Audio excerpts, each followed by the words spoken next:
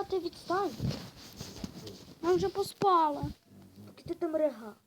Ну трошки пузо болить. Потім певно їсть.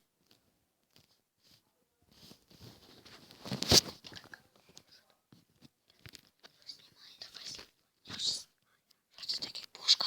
Ні, підійде. А, типа ти будеш швидко їздити, да? Там. А класно літає лодка. Так, ти ж знімаєш. Візьмемо ще один льот. Ну ж. Побачиш, ти не знаєш, що льот робить, коли лодка є. Я знаю, Пір. Що? Ти тупо на ньому скользиш. Як на цьому? Ну, що це? Ти мені перше покажи.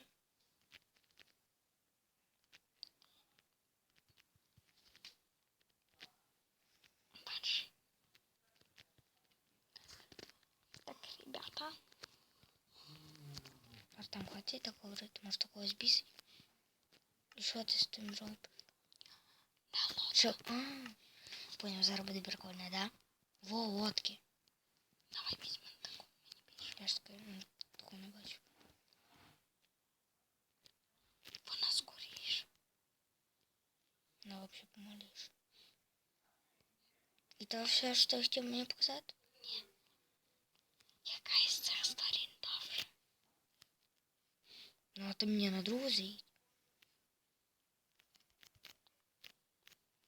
Яка із цих сторін довше? Слухай.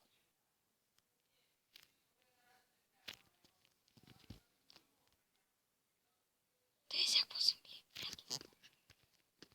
Що ти по землі їдеш? Так, ти прикольно. Даже можна їздити по землі. Ні, це без мода. Що за бред? Вона сама поїхала? Так.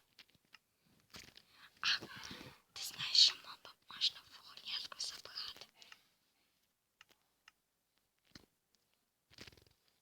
Ну давай все. Давай знімемо другу частину приколів. Нет. Чого? Приколів? Так.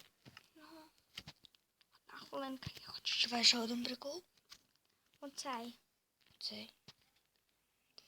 Я шукаю. Що шукаєш?